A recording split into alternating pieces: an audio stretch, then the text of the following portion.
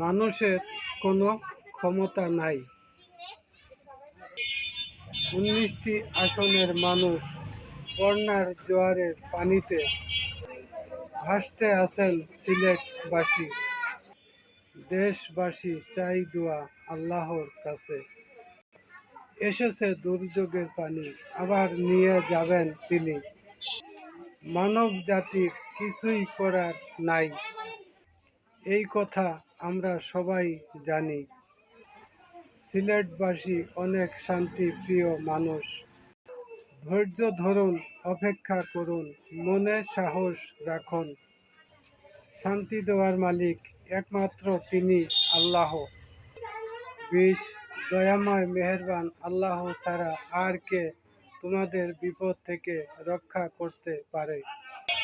যারা সত্যকে অস্বীকার করেছে তারা আসলে আত্মপ্রবঞ্চনায় নিমজ্জিত। ৬৬ সূরা মুলক, আল কোরআন।